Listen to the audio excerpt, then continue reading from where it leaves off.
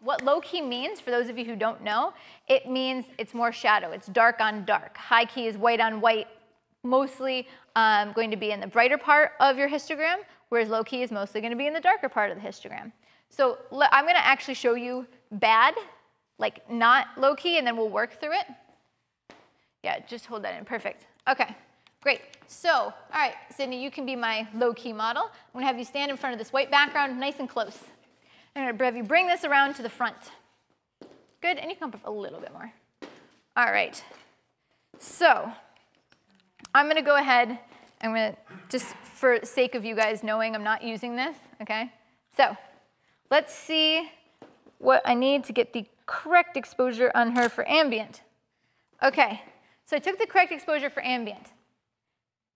The thing is, I don't need ambient at all, because we're going to create our own low-key shot.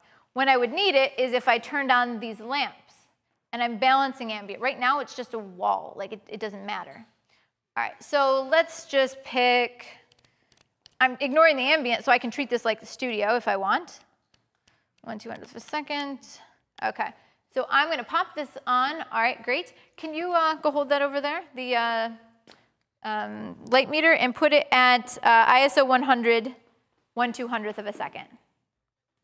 And popping our dome out and pointing it towards the light source. Was it at 20 minutes again? There's a setting, like I turned it on earlier and it said 20-minute exposure. I had to click the buttons all the way down. I'm sure there's a faster way. OK, let's give it a test. OK, 1.8 is going to be, no, hold on. Pump it up, because that's going to be way too dark. All right, test it again. OK, 4.5 is fine. All right, so I can put my aperture at 4.5. And it should be more or less correctly exposed. Oh, that was it's a really good face. I like that. OK, that's really good. So if our goal here is to have low key, we have a bunch of problems. So what I can do so that the background isn't lit if I'm trying to get her separated is, Steven, I don't want to hurt this tether, so you might have to, can you just unhook it right there? All right, great. So what I'm going to do is I'm going to actually back this way, way up from the wall. However, now I'm going to bring her way, way close. And that is a technical term. OK, here we go. So really, really close. Keep coming. Keep coming, like right there. All right, perfect. So she totally moved, though, her distance. So I'm going to have to meet her again. Come in here. Let's give it a test. AF8. So now, taking a quick shot of her. OK, so watch how much darker the background got now. So now the background is much, much darker. So it's still not quite low key if you want everything to be really dark.